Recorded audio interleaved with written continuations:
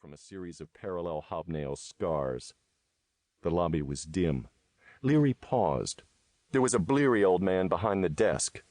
Near the window sat a girl, almost hidden by an Edmonton newspaper. She wore a tight whipcord dress, and her posture, with one knee over the other, her slim body bent aside to catch the light, made him want to see the rest of her. Just then she dropped the paper and looked at him over it. He could see her eyes. They were dark and lovely. Then the paper hid them, and he walked on to the desk, saying, "I need a room." The clerk waggled his gray head and said, "You timber stiffs better have your own balloon and nose bag when you hit these railroad camps. What rooms we got are for the boiled collar boys. We ain't even got a stray bed. Have to roll your Sugans in the bullpen. $2. Leary tossed his war bag behind the counter, with the .38 too close to the side, making a heavy thud. He watched the clerk, but the old man didn't seem to notice. "How can you get downriver to Skidway?" Leary asked. "Railroad barge. Tell 'em you're a shovel punk and you can ride free."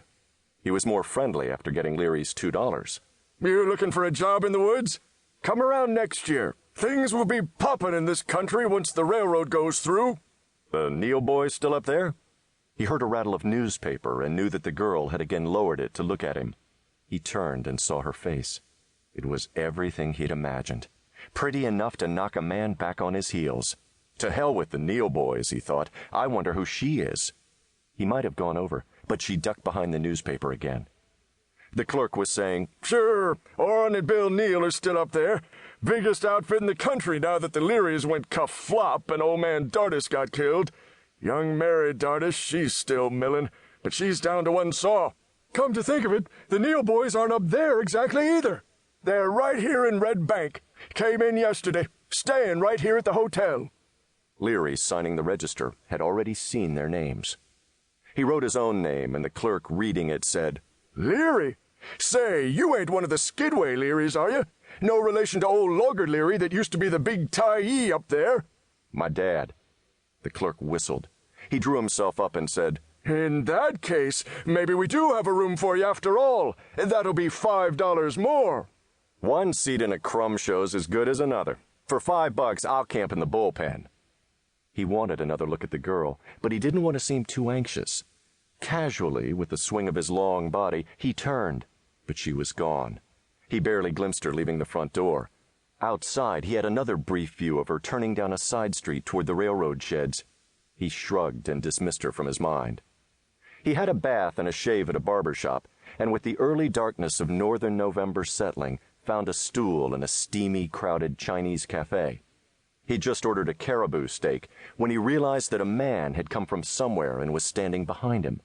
He was a big man, very broad, with legs like a stud horse. Hatred went through Leary in a raw shock. The years had made him forget how he felt toward the man. Orrin Neal. Neal had run his father out of business. He had done it cleverly by maneuvering Leary and the Dardis Company into a timber war. Buzz knew that now. He knew it, but the Neal boys didn't know that he knew it. Buzz had lifted the cup of coffee just placed in front of him. In the steamy back bar mirror, he saw Orrin Neal's face. A smile turned the corners of Neal's mouth. He knew Buzz was watching him. "Hello, Buzz," he said in a silky voice that was unexpected from a man of his rugged appearance. "So, you came back to look up your old friends." Leary went hot and cold. A clammy perspiration sprang out along his hairline. He was thinking, here is the man who killed Steve Dardis, trampled him to death under his hobnailed boots. It had been like this. Dardis had agreed to a night meeting with a Leary representative with a view to stopping the trouble that was bankrupting them. But in the morning, Dardis was found beaten to death, and the Leary representative had fled the country. Everyone blamed the Learys. The Learys even blamed themselves. "I should never have sent Hobbs Donahue to talk with him," old Logger had said. But now Buzz knew the truth. Fighting to control his voice, he revolved on the stool and said, "Hello, Orrin." They shook hands. Neal asked pleasantly, "Still in the lumber business?" He had a good look at Neal now. 5 years hadn't changed him, except to enlarge his jowls, but he wasn't fat. He was big and predatory, and, if one was to believe a large number of women, he was handsome. His frame was no larger than Leary's. He might have been